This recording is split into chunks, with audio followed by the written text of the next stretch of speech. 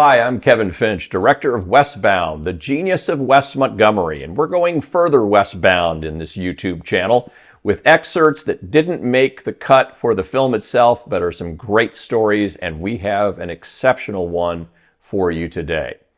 This is the story of one guitar and I think 4 owners of that guitar, the most important of which, of course, was the original owner, Wes Montgomery.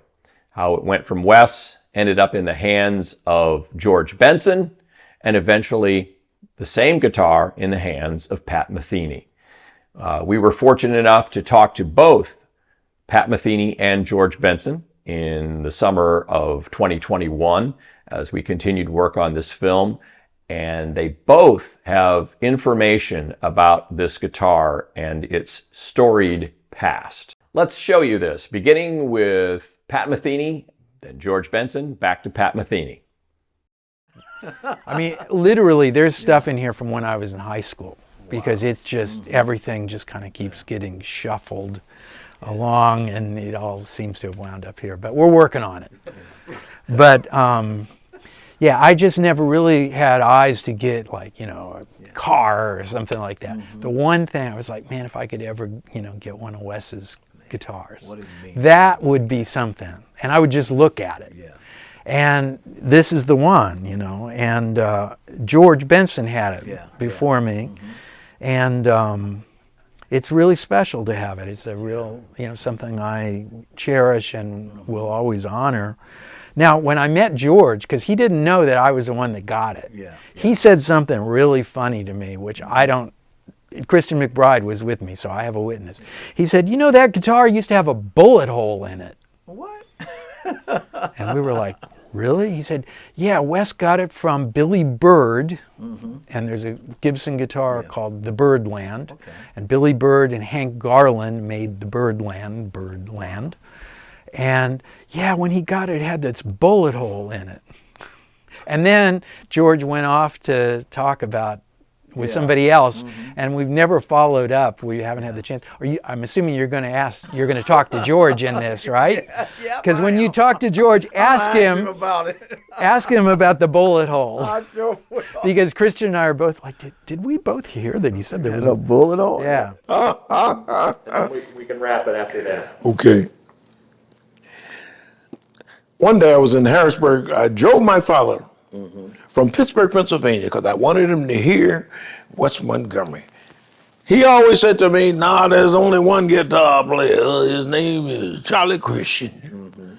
I said, well, I love Charlie Christian too, but have you heard Wes Montgomery? I don't want to hear nobody else. Charlie Christian is the greatest guitar player of all time. I said, well, I got a report to work in Harrisburg, and I don't have no way to get there. Can you drive me up? He said, yeah, I'll drive you up. So we went to Harrisburg. When we came in the club, Montgomery was playing. It was him and Harold Mayburn, or whoever else was there, and they was tearing the place up. And I told you earlier, he saw me coming to play. Oh, there's one of my favorite people there. George Benson's gonna come out. I said, I'll forget that. But before I went up, my father got a chance to hear him play. And I said, what do you think? But he said, well, you know, he's good, you know, he's good. I said, no, he's better than that. Check him out, man. And he played some Canadian Sunset. You hear that, Dad? You hear that? So he had to admit that he was special. He was not normal. Well, he called me up and I played.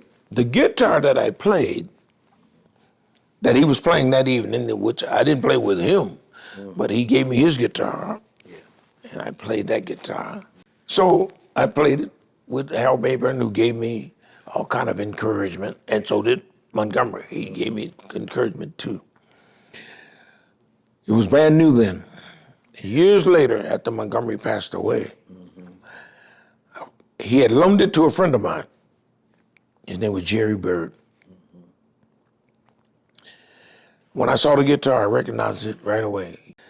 So I bought it from the young fellow. Oh, the guitar player from my hometown.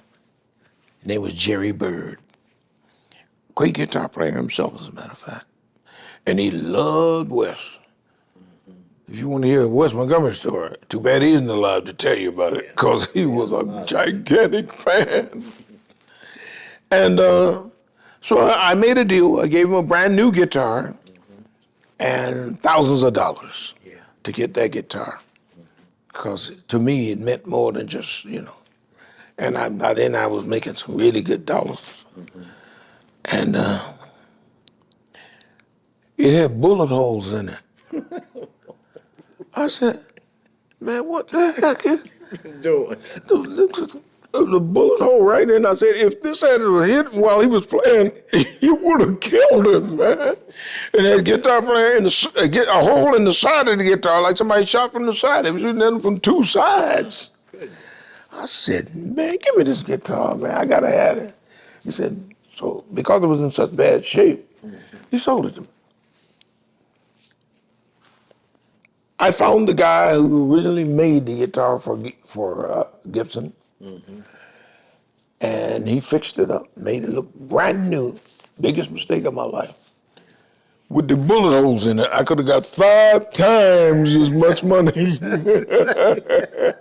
Because they would have believed me when I told them it was Wes Montgomery. I said, well, how the heck did he get all these holes in it? And nobody could answer that question.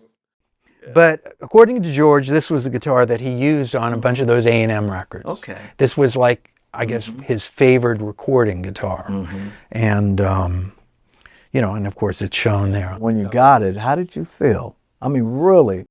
I felt like really, really honored that I'm going to get to be the guy to hang on to it for a little while. And then it's going to go on and other people are going to have it. And that's the way it should work, you know. That's right. And yeah, like that. And you know, I've been to the one in Japan. Everybody gets to go play it. The guy's very nice about it. That's the fire one. You know, and you know, it was kind of restored, but I guess the back of the neck was kind of okay. So that's you can touch the neck thing. One guitar, 3 people who owned it, all holding it in reverence for its original owner, Wes Montgomery. When we were doing the interview with Pat Metheny, the guitar was present, but Pat didn't pick it up, play it, jam with it, anything like that at all. It's almost like it's a museum piece.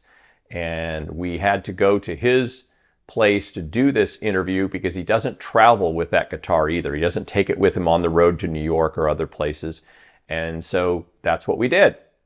Hope you enjoyed this special reflection on one guitar that used to be owned by Wes Montgomery.